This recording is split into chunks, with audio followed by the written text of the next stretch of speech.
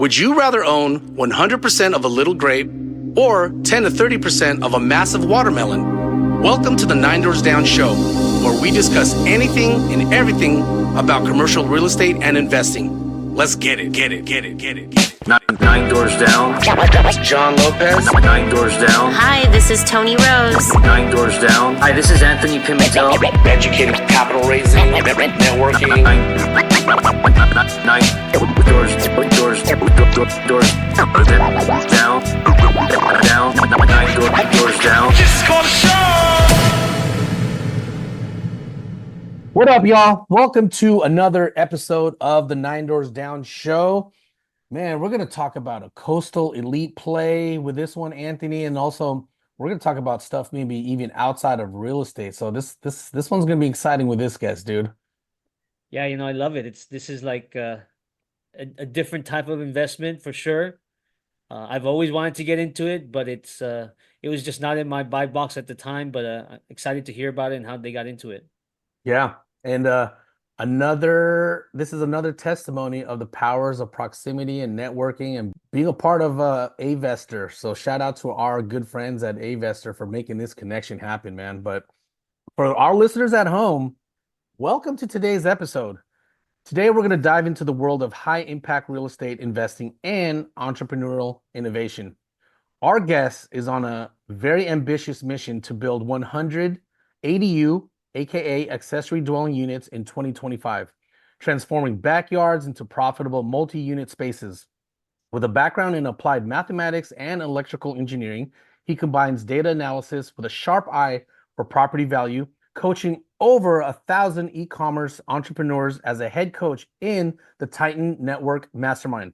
He's also the host of the ZonCon podcast, where he shares his insights on building wealth through Amazon. So for our listeners at home, you might be in the shower, washing dishes, listening to this podcast. You may be stuck on the 880 freeway in Northern California, the 15 in Las Vegas, or the infamous 405 freeway down in San Diego. Let's welcome our very good friend, Andrew Erickson from Next Wave Group.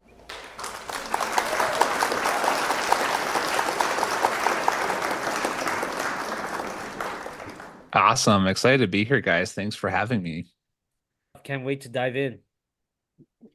What sparked this one, Andrew, was, because Anthony and I, we made our name, in real estate and multifamily, but we're also looking at acquiring businesses and getting other streams of revenue and a little bit heavier on the liquid side. So we're very excited to hear your story and for our listeners to hear your story. Yeah, I'm excited. So it's kind of fun. So what you guys are alluding to is I also am big in e-commerce. And so I have a brand. We do a couple million a year selling toys. The name of the company is MontessoriandMe.us, if you want to look at the website. So MontessoriandMe.us.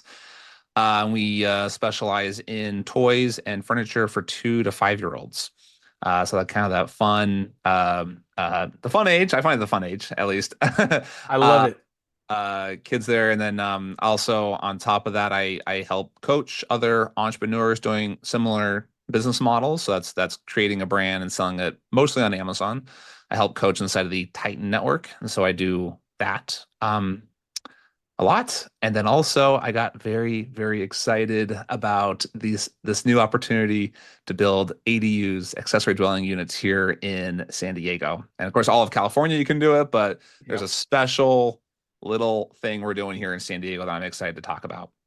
Yeah, man. So let's fire away. The first question we always want to ask you is, what was life like for you before Next Wave Group? Yeah, I'm kind of still in that life right now. I'll take 2 steps back. I have an engineering degree, and I worked as a traditional engineer for a while, for a little bit less than a decade. So my 20s I was a traditional engineer, worked for a couple of tech companies, but the big one was Qualcomm, which is a big computer chip company here, headquartered in San Diego. And I wanted to do something entrepreneurial. I wanted to do something outside the 9 to 5. I wanted to do something where I could control my own destiny. I get paid, decently well as an engineer. So I wasn't crying about the pay. The problem is I just didn't have much of a I had a ceiling there because I would ask for, a $3,000 raise, and the boss would say, well, you're an E2 and the E2 has a commodity rate. There's a market rate. I'm like, am I just a commodity to you? And the answer was, yes, yes, you are a commodity to us. I'm like, oh, okay, thanks. I want to do something by myself for myself. And so I started designing products and putting them online. And I actually started on Etsy of all places. And we started selling a few things on Etsy, and then that shop kind of took off. And then we created a big Amazon brand around it, and we're selling a couple $1 million a year in wooden shelves. And then once I got past that $1 million revenue mark, and these numbers, I don't know if they might not mean something. They might not mean much to people outside of my niche. So just to give you a perspective, $1 million revenue, you're usually operating on like 15, 20, 25% margins. So you're making $1 million, if you're doing $1 million in revenue, you're generally taking home about 200,000, maybe 150. And of course there's growth costs and there's all sorts of other things that kind of go into it. So you're not necessarily putting that in your pocket, but that's at your income level. So when I got to that mark, I was able to quit my day job and go full-time entrepreneur. Welcome to the course on raising capital for investments. In this course, we'll cover the following topics. 1, analyzing your investment strategy. Number 2, discovering potential investors. 3, crafting your pitch. 4, securing your investment. 5, our cheat code. We'll round out the program with our very own cheat code for getting in front of investors and being ready to pitch your investment opportunities. Take action today. Visit schoolofninedoorsdown.com and learn to attract capital.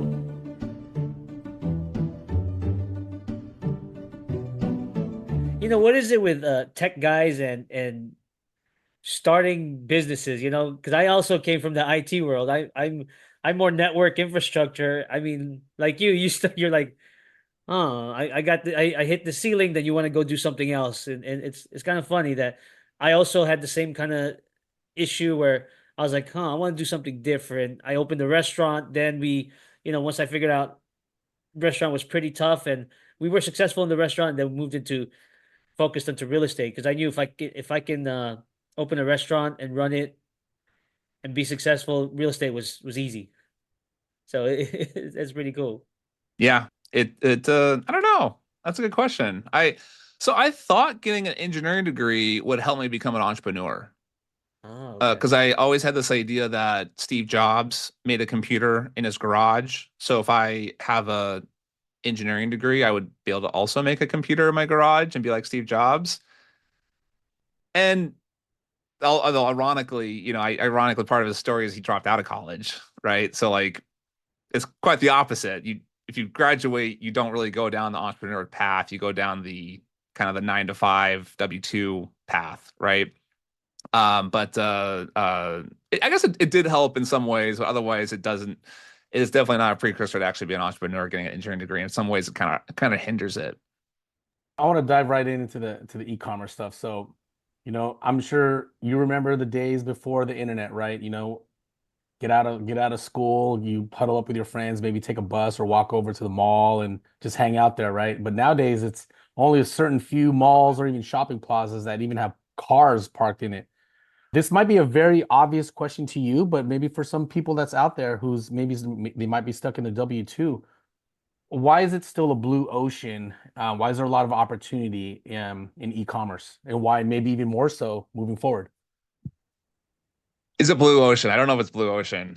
It's there's a lot of competition, and you're competing with it. The thing is that there's the whole world. You can sell to the whole world. That's the opportunity, or that's the whole country at least. So you can. If you list on Amazon and on Shopify as well, which is Shopify is the platform you use. If you're not on Amazon, you want to have like your own, mybrand.com, right? Usually people use Shopify for that. The opportunity is that you can sell to the entire country, right? And you don't have to make something that's mass market. You can make something that's small, medium market, right? So we generally make about 1,000 units at a time.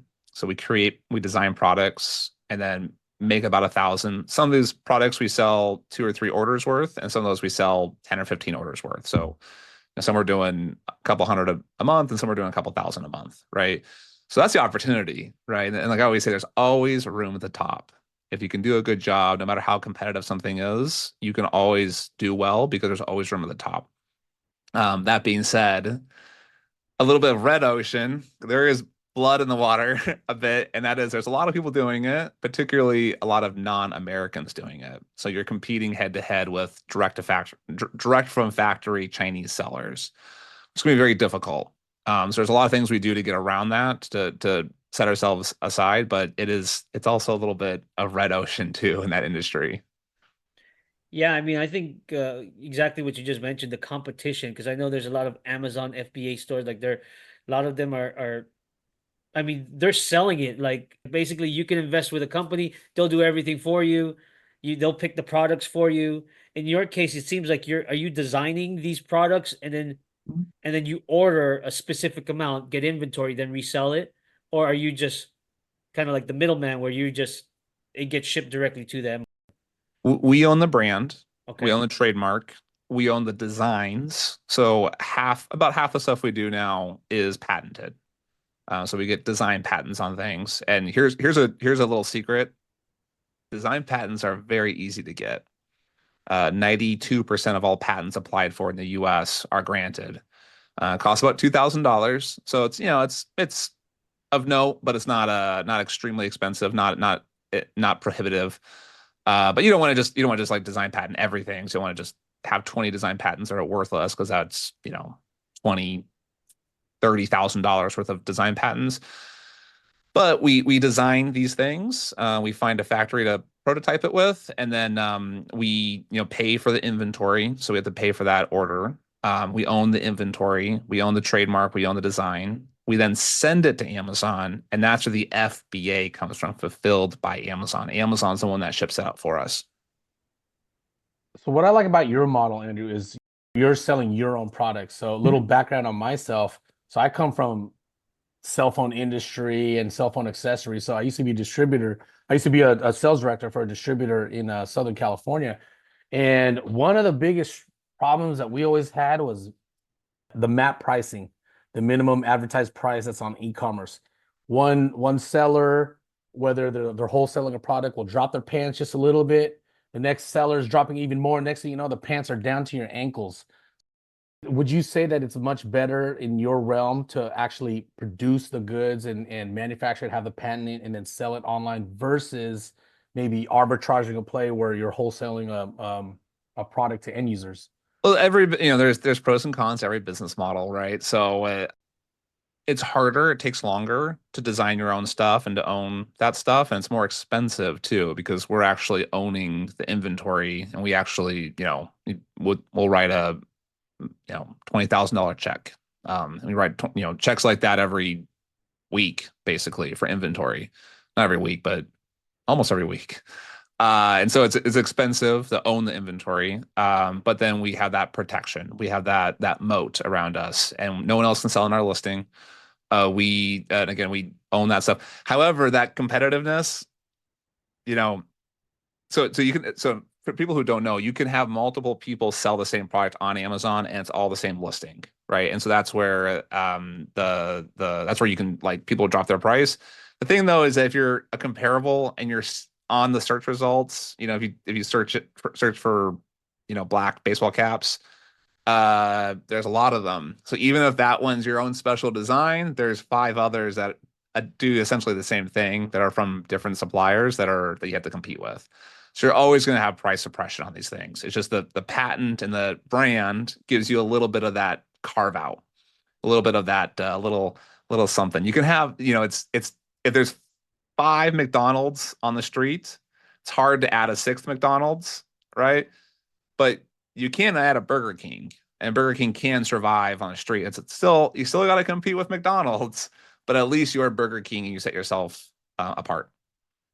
In this current environment, do you think this type of e-commerce, having these online stores is profitable? Or what's your recommendation on that? I know a lot Because of of real the estate people are very competition. interested in e-commerce, Yeah. right? And there is a lot of opportunity there. We have, I mean, inside of Titan, which is a mastermind that I'm a coach in, we have a program to get started. We call it Titan Genesis. And so it's a training course to show you how to pick the right products, how to create ones that have value, and how to find the opportunities, basically how to find the opportunity and then how to utilize the opportunity. Right. And of course, some of the logistics, some of the mechanical stuff of like finding a factory and importing it into the US. So that I'll give a shout out, Titan Genesis, great program. Yeah. And maybe I'll get you guys a link there for the chat or for the in the link in bio or wherever you guys put the links. That being said,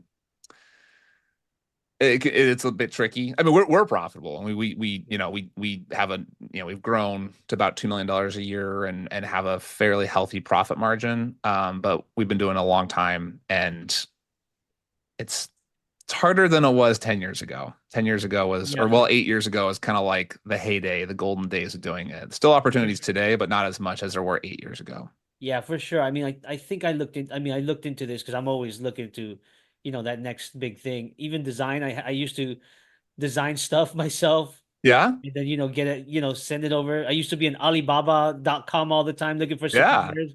But yeah, no, I'm familiar with the process. It's pretty cool because I know now it's easier, and then you can have um you can pay the right people, and they can do it for you. You kind of just, it's somewhat they call passive income. I don't know if that's the case in with your training, but yeah, no, I think there's always room. It's just the type of product. It has to be the right product, and you marketing and all that stuff.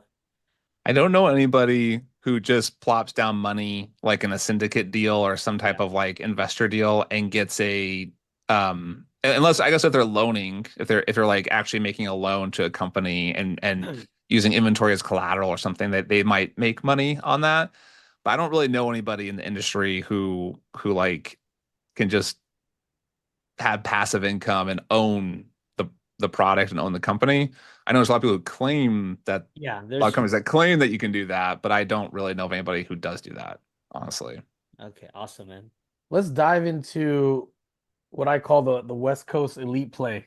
Uh-huh. Is when I was in Los Angeles, one of the biggest things that was an initiative in I think it was a 20 was it the 2020 elections, I believe it was being able to add, turning a single family lot and be able to add units, I don't know if it's vertically or like definitely more units on the lot though. Obviously, we're talking about ADUs. How did you fall into it and why?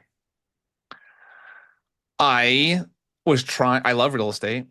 I have a bunch of long-term holds. And I just take I figured I'll take the capital I create from e-commerce, very risky capital, but we've done well, but still, there's still that risk component, right? And any capital we can pull out of it, we'll put into, and we don't need to survive off of, we'll put into real estate. And so I started buying some long-term hold stuff. I have most of it's here in San Diego, but I also have a duplex in New Jersey, Section 8 housing in New Jersey. It's been good and bad, that housing. It was great during COVID because the government paid for everything. A little bit trickier now with the tenants.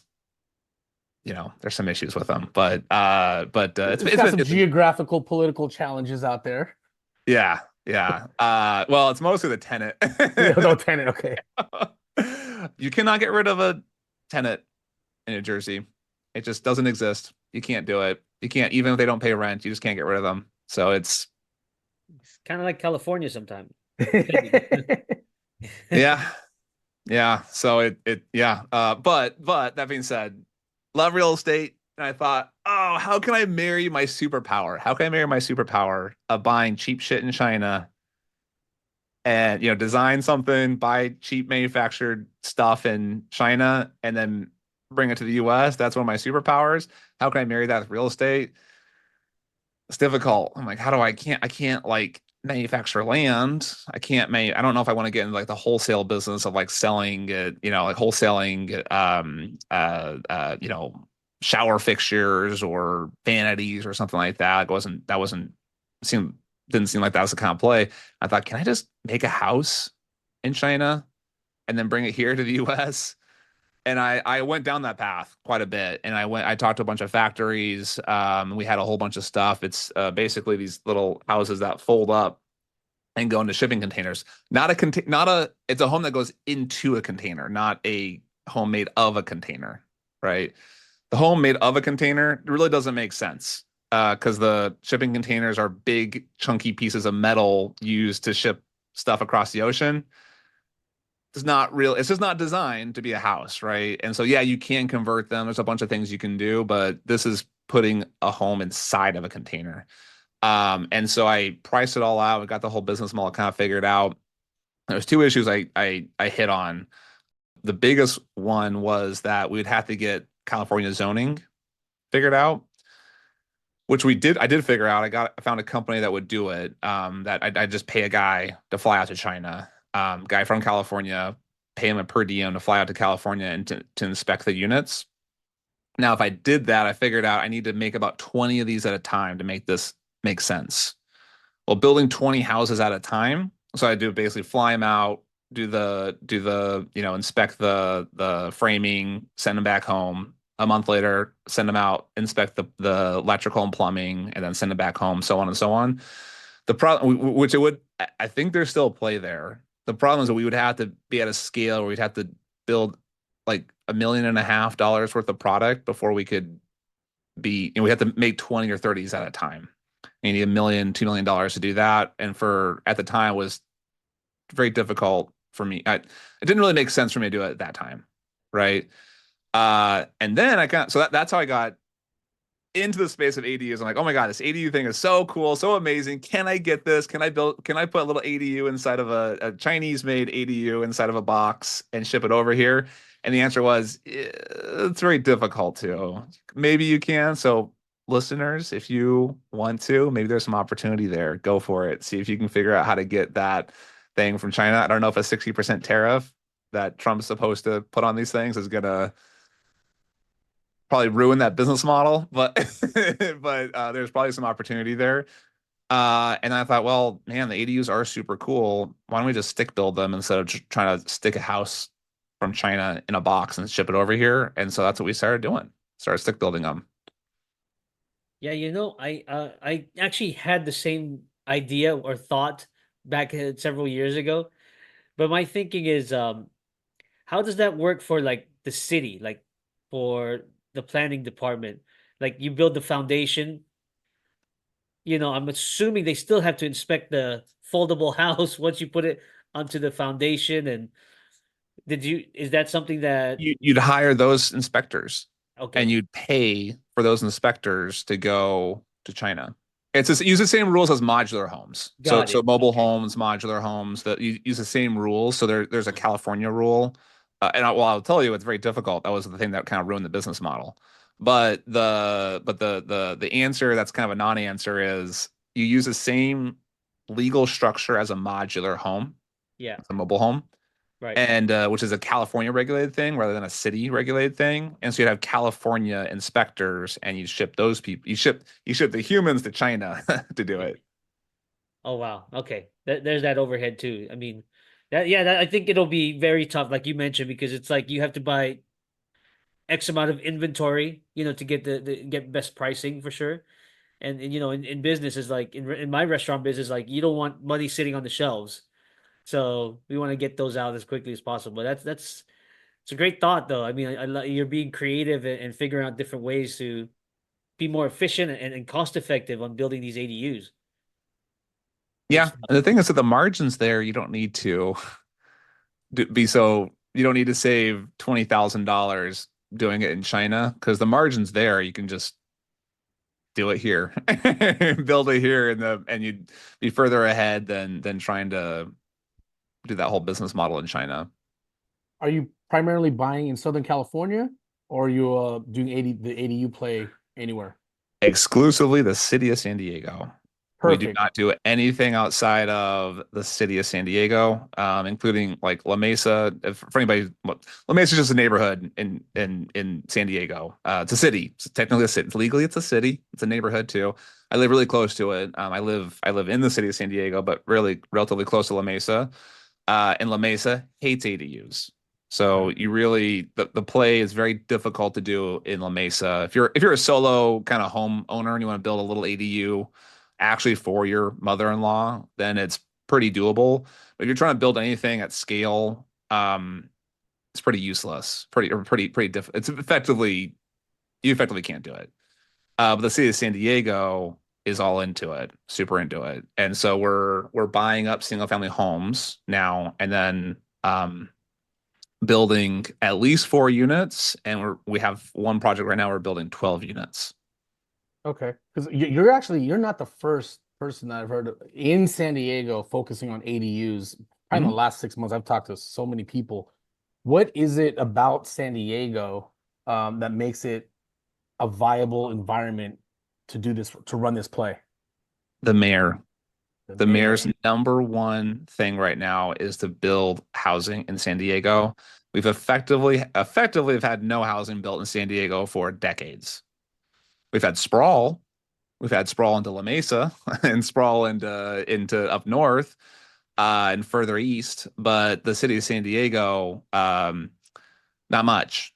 And so the housing, there's a huge housing crisis here. There's a lot of homeless. Obviously, there's a lot of factors that go into homelessness, right? Yeah. But one of them is affordable housing. And so he's trying to make things more affordable. And so that's his number one thing. And so they've streamlined the process so that it's easier. You can build more and it's faster to get the permit. Now, are you looking at specific pockets in San Diego? Are you just buying anywhere in San Diego? And I think what was the minimum limit on ADUs per single family? Well, the zoning laws get complicated because they, every little property is different and this and that. Yeah. It's based off a lot of factors. But the short of it is, pretty much everything in the city limits of San Diego is in our buy target, our buy box. Generally, you want to have over $700 per square foot value afterwards. Because if you're building at like $350, $400 a square foot, you need to be able to sell that, or the value needs to be at least over 700 for it to make sense. So it limits a couple of the neighborhoods like low. I don't know if you guys know the neighborhoods that well, but there's just some less than desirable neighborhoods that don't have that value, right? But there are a lot that do. So about half the city is over $700 a square foot, and so those cities, those neighborhoods are good. And then there's also a lot of restrictions if you go really close to the water. So we stay away from like really close to the water, like usually 2 blocks from the water is very restricted. And then outside of that, you got to have the space. A lot of the awesome, cool places like downtown and close to the water, if you're 5 blocks from the water, it's already filled in, right? Filled in a long time ago. There's not a lot of space out there. So there's like kind of that space about 3 miles from the ocean, like 3 to 8 miles from the ocean, 5-ish miles from the ocean, where there's enough demand, there's enough density, but there's not too much density, and it's a good spot to be in. And just so I understand, so you're buying these single family homes, you underwrite it, and then you add an ADU. Now, do you hold these or just flip them after you've built the ADU and made some value add to the property? Yeah, so we generally have to buy ugly houses, right? Because we renovate the house as well. So we buy, renovate, permit, build, lease, flip, sell. Got it. And our structure is a 50C or 506C fund, so we can, we have investors. We have it's all a syndicate deal. We could hold them. That's there's no reason why we can't hold them. It's just right. The model is just clean. We tell the people, come on in. We have that's what we do. That's yep. We don't change it up. We're not going to mix it up at the end, but we can get these things done. And depending on the project, we're going to get one done, and looks like we're going to be finished with one in 10 months. The whole deal. That was a little bit different though, because we bought it with a permit already in place. Right. But generally, we're talking like 16 to 24 months to do the whole deal. That's a good play for investors, though. Yeah, year and a half. Yeah, Yeah. year and a half, and tie up the capital for a year and a half, and then it's purely a build, a build and lease build, and that seems to be kind of like the sweet spot because if you sell a unleased house, then you kind of have to guess what the rents are. But if we can actually lease it and get really good leases in place, you can do those DSCR loans, and it really opens up a lot of buyers. Just want to have super turnkey, a whole cash flow, a nice little box of cash flowing property that somebody wants to buy for $1 bajillion. So is your typical buyer for like a finished product? Is it normally just a regular, person looking for like to live in the front and then, oh great, I have a lease in the back, or is it mostly investors? It's investors. It's Yeah, these are investors. commercial plays. So that's one thing that's kind of interesting is we're converting Yeah. residential into commercial. It's still zoned residential. So it's Right. residential multifamily or residential, even single family, residential single family. We could, but business model. So everything's a little weird, right? Because you have zoning, what does a neighborhood look like now? What is it zoned? What is what's the residential code too? That's also another thing we could maybe talk about. There's some cool little hacks we can do with the residential code, like the actual regulation. And then how do you value that property at the end? And the short of it though is we're taking what's valued as a residential house, adding enough units to make it then valued as a commercial house. It's still legally residential, but it turns into a proper commercial multifamily. Right, right. So yeah, understood. Now, you guys, are most of the products that you're buying looking to add 2+, 3+ ADUs in the back, for example, or 4+, oh, 4+? Okay, because that makes it commercial. right. Because anything five Interesting. and up, five plus. Correct. But like you said, the zone has to be able to, convert them to a commercial. Got it. Don't actually. That's the thing that's weird about the rule. The Okay. what this is what the mayor did. Yeah. Todd Gloria, the mayor of San Diego, he's allowing, in some cases, if the lot is big enough, that you can have a residential RS1 residential single family, and you can add 4 ADUs, and you can make it a commercial property.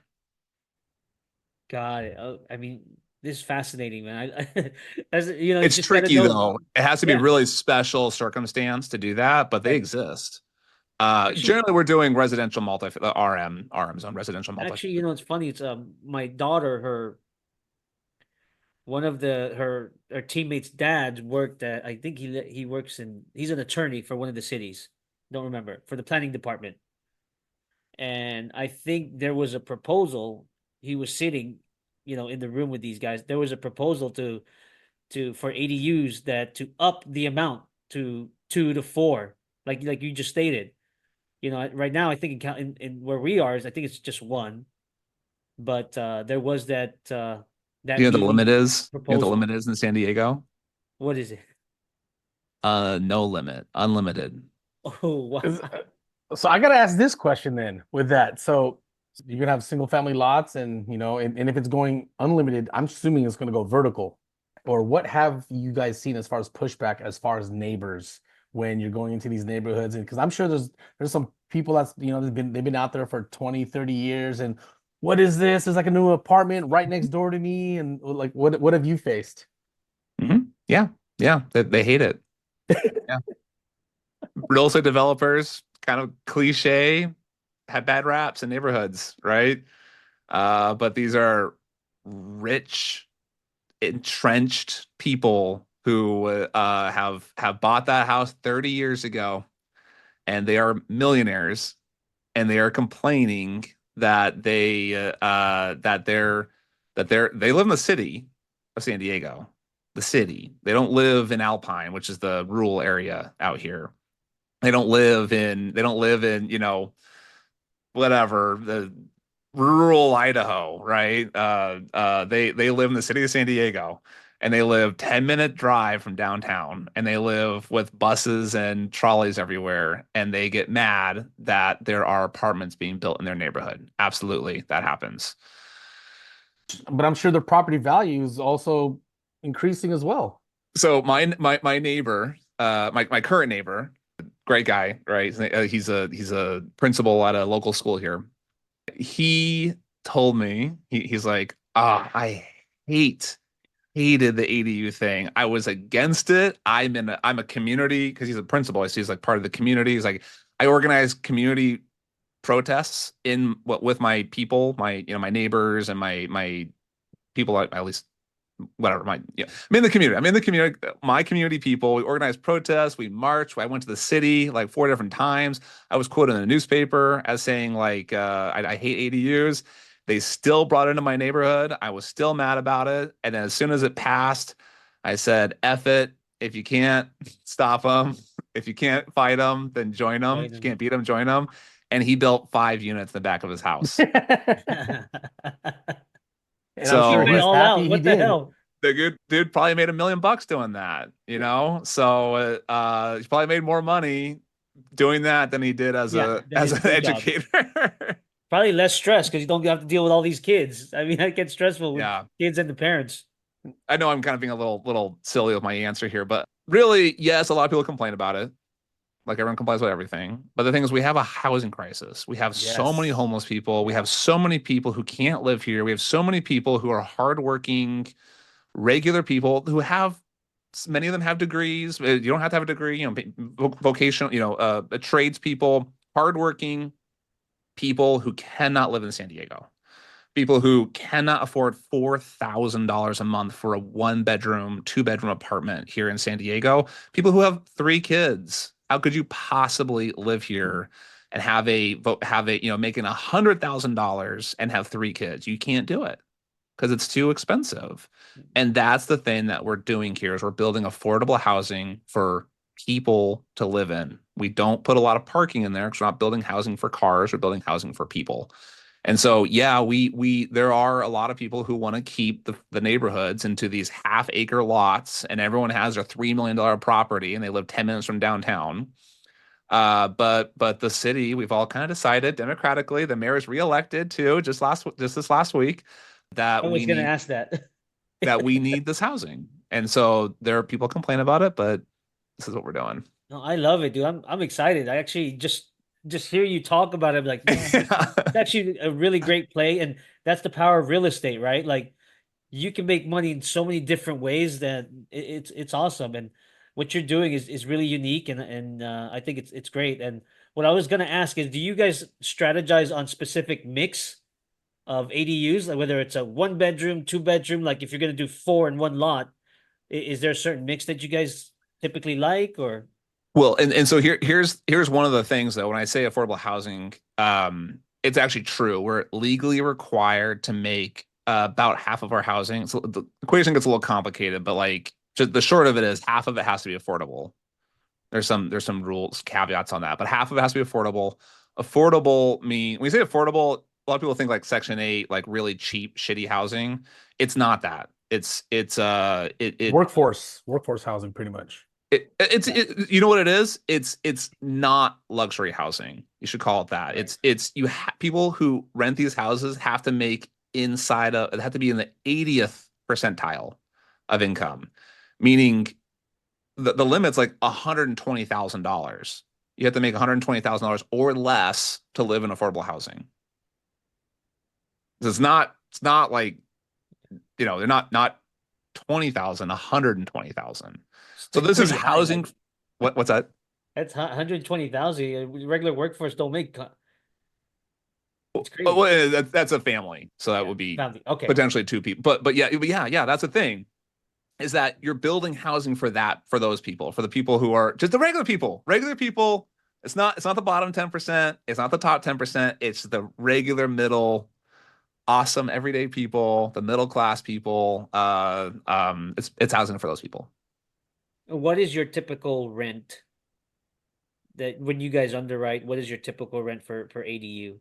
Well, every neighborhood's different, but Yeah. generally a single bedroom, not a studio, but a single bedroom. So like a 500 square foot, one bedroom would be $2,000. So it's Wow. still expensive, but Expensive.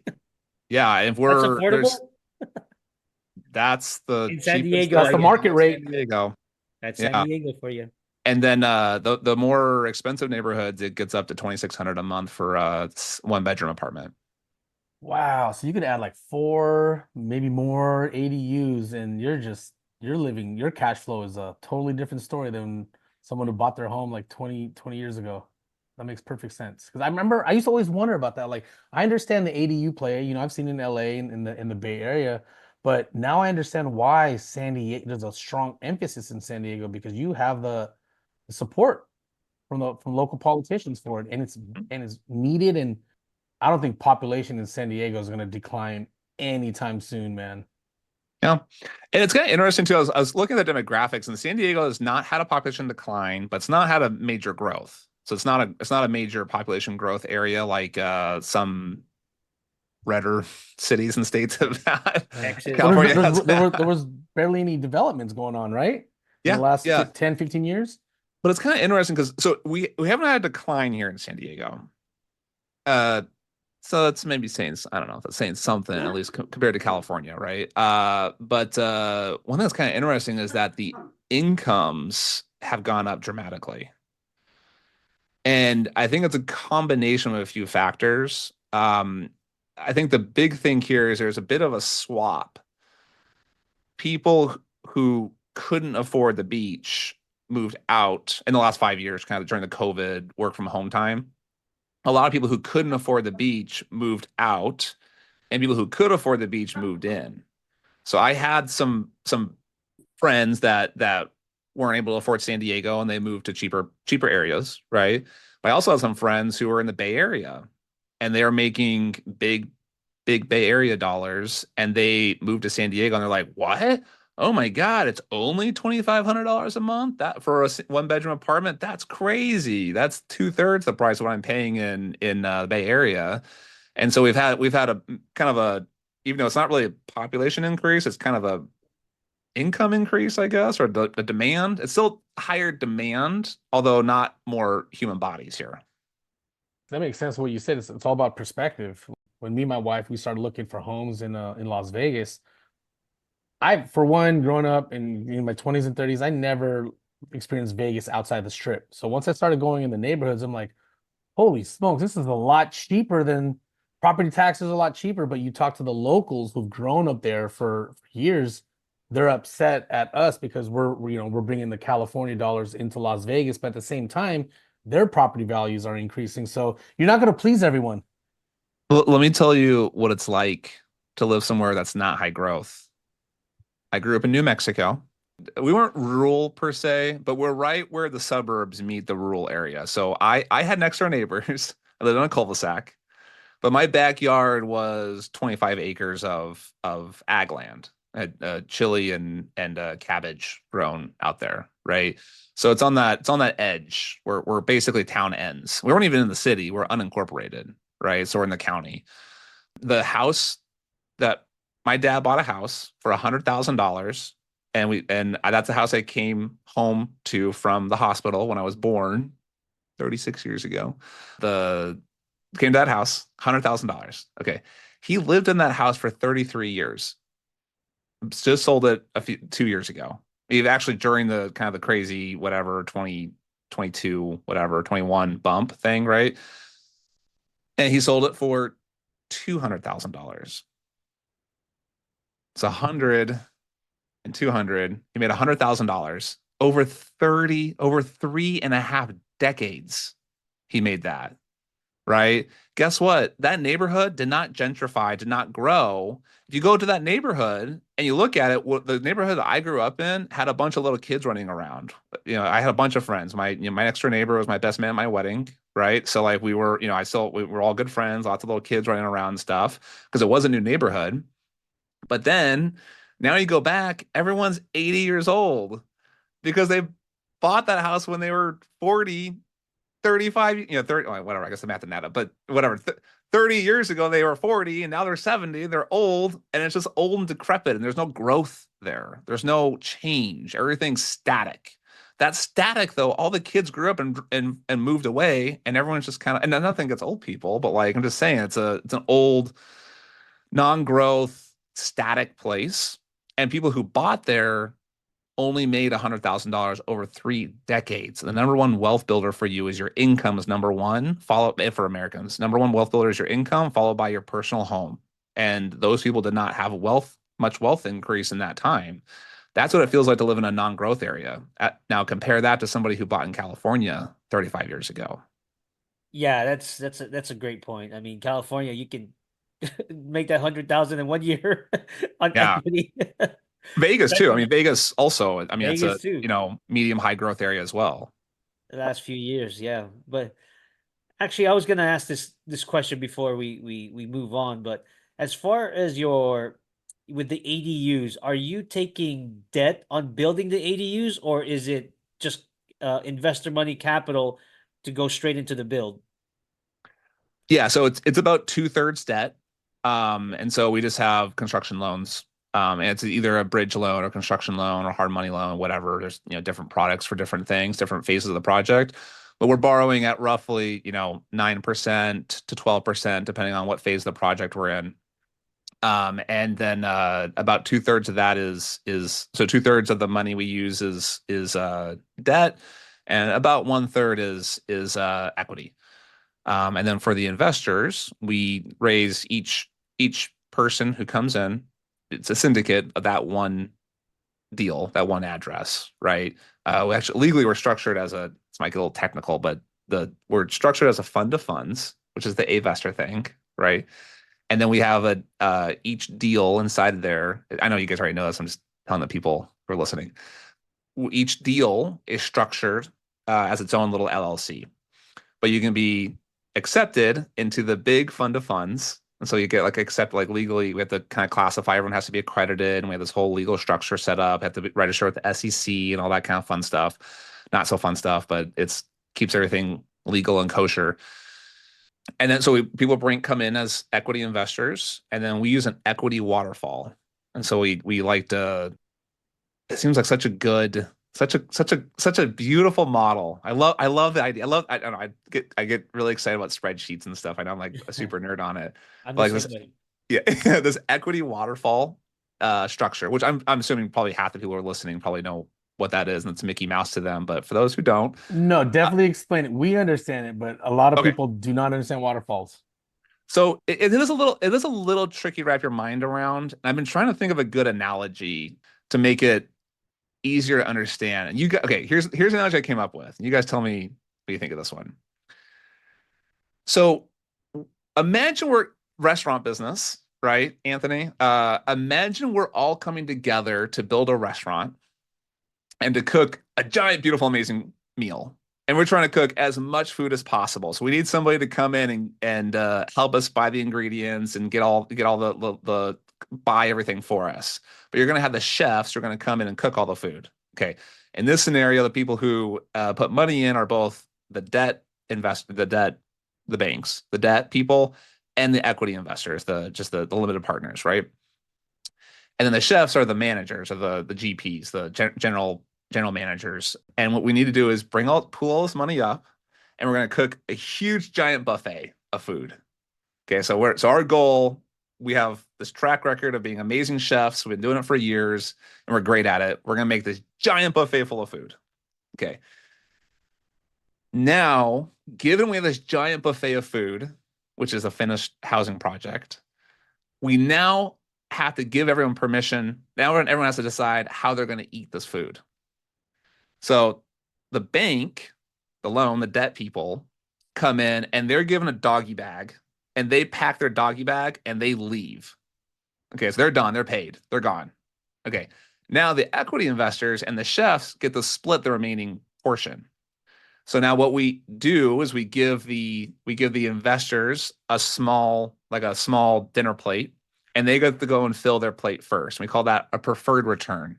So they get a guaranteed, no, there's no guarantees, but if there's profit, The first profits go to pay them a preferred return, 8% in our case. And they get like a full dinner plate that they get to fill up. And then after that, we both get small dinner plates and we get to go and split the food. We get to, the managers, the chefs in this case, get to go and take a dinner plate and feed themselves. And then everything else is split 50-50 after that. Right. So it's like a dinner plate for the investor, like a roll plate, or maybe like a little tea plate for the manager. And then everything else is split 50-50. No, I love it, man. I understand it. Does that work? I don't know. I Yeah, feel good it's stuff. That's You gotta- that's a soundbite we're gonna have on the social media to explain the waterfall. So thank you, Andrew. But I mean, we can go on for a while. I still want to pick your brain. I have all these questions, but we're only an hour show. But I wanted to maybe get your take on like what are you working on? What's the future? Whether it's just e-commerce, continuing that, and growing the ADU part. Just what's next for you guys? Well, so the e-commerce thing creates excess capital for me, I guess. That's a fun way of saying it, right? So I just take some of the profits from my e-commerce and put it into real estate. And I thought, man, I'm making enough here. I can probably tackle one of these projects every year or two and just do it by myself. But then when I got connected to my business partner is a general contractor. So he's actually the one who set up the fund, right? And he was like, well, why don't you come in and help me raise, and we can raise with your community and I'll do the building. That sounds fantastic. So I can raise that capital and build, and then build, instead of one every year or two, we can build a lot more than that. And so our goal is to we're four. He's already done 10. We're together at 4, and our goal is 10 more in the next 14 months. And so what we are saying is we want to start 100 ADUs by the end of 2025. And so each project is between 5 and 12 units. So we're going to buy a property and then get it, go through our process of buying it, permitting it, building it, leasing it, and selling it on 10 more properties in the next 14 months. So 100 ADUs started and by the end of 2025. Get it, man. Love You it. got this. Yeah. We're excited gonna for we're you. gonna touch base with you 8 months from now to make sure to hold you accountable. Yeah, let's do it. We're really interested in it. Yeah, for sure. Andrew, I think we could chop it on forever. A lot of this stuff is just so fascinating, and I'm glad we finally, at least we got introduced through the Avestor platform. So this is gonna be fun, and we got to have another one sometime soon. And yeah, especially with all the different categories of business and revenue generation that you have going on. But I want to get to the lightning round, before we sign off, and so that way our listeners could get to know the less suited and booted version of Andrew. First question, I think you may have touched on this earlier, but what is Andrew's superpower? I'm a huge spreadsheet nerd. I love underwriting. I get excited about the spreadsheets. I love automation. So that's one of my superpowers. And I also said, like, I guess one of my superpowers was buying cheap shit in China and selling it in the US. Not as useful for real estate, but the spreadsheet stuff is great. So people call me, my nickname is Freak in the Sheets. Sell sheets. Yeah, Yeah. Nice. I like it. All right. So the next question is, man, so first and foremost, honestly, this is probably the toughest question any business owner and investor could ever face. Are you ready? All right. You're stuck on an island. Not a single soul around, no family, no friends, no business partners, nobody around you. No internet, no phone calls. However, you are able to bring your smartphone. And on your smartphone, you could only load up one musical artist or one musical album on your phone that you could listen to on repeat until you finally get saved. What is that artist or album that you could listen to? Cake. What is it? Cake. Take? Cake. CAKE. Cake. The ska band from whatever they've been around for 20 years or so, but yeah, I like them. I guess. Okay. So I like that because this question we always get introduced to new artists and new genres, and we get to know a lot about the person just by like the type of music they listen to. Yep. And Maybe it's so not the coolest answer, but that's what was that movie back in the day? It was like, you like ska? I listen to ska. I forgot what movie it was. That's funny. Also, I'm obsessed with podcasts and audiobooks. So I read with my ears an audiobook about like every 2 weeks. So 20, 25 a year. What was your latest one? I just finished, actually very relevant to what this conversation is. I'm right in the middle of Raising Capital. Oh, Yeah, Raising Private Capital by Matt. Is that Matt? yeah, Matt Faircloth. Oh Which yeah. is Yeah, it's I've heard good. that one. It's good. My most favorite in the last few months was this one. This is a huge Raising Private Capital. It's good. It's good. If you're raising private capital, you should read the book about raising private capital. But the one that I thought was absolutely amazing, and I highly recommend it to everyone who's in the entrepreneurial space, is 10x is easier than 2x. Cool. Fantastic book. Came out this summer. And Who's it that's by? I want to say not Dan Martell. It was I will get it for you here in a 10x second. is better than 2. I like that. Dan Sullivan. Dan Sullivan. Dan Sullivan. Okay, yeah. Yeah, he's a famous, small business author guy, but he has a Who Not How Yep. is also a really, really good book too. That's kind of one of his bestsellers from a couple years ago. Yeah, actually, that I've heard that a lot. So that's awesome. I appreciate you sharing that. Our listeners are gonna be like very interested. They probably go look it up because I'm gonna do that. I'm gonna look up that 10x.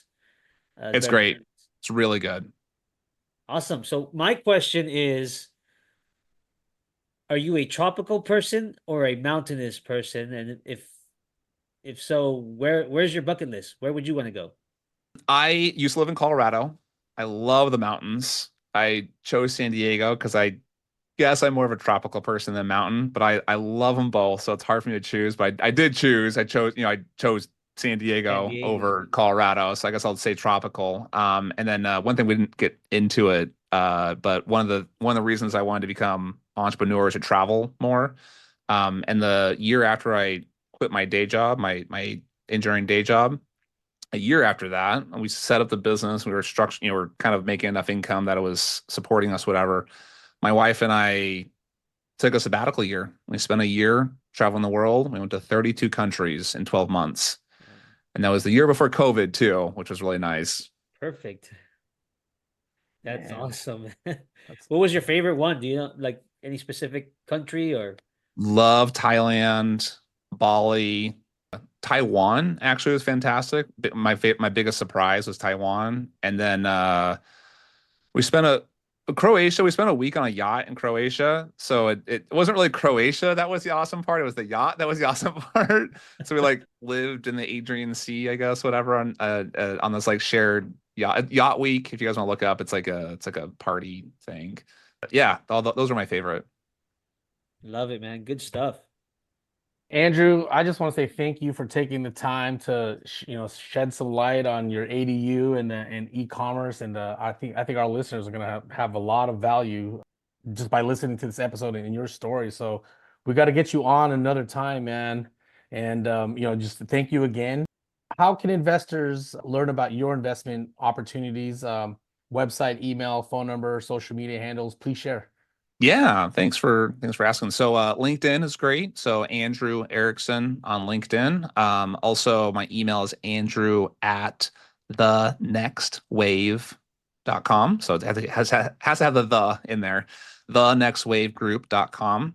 And also, so that's more business, and LinkedIn, I talk about real estate investing and other entrepreneurial things. And then I also love Instagram. So at the Andrew Erickson on Instagram, and I add everyone and chat a lot on Instagram, and it's more so pictures of me and my kids, but they're very cute kids, so it's a great follow. Love it. Love it. All right. So for our listeners at home, please like, share, comment on this episode. You can find us on Spotify, Apple Podcasts, TuneIn, YouTube, and just about every other favorite podcast platform you could listen to. Andrew, again, thank you for taking the time to hop on our show. And as far as the Nine Doors Down show, we out. Peace.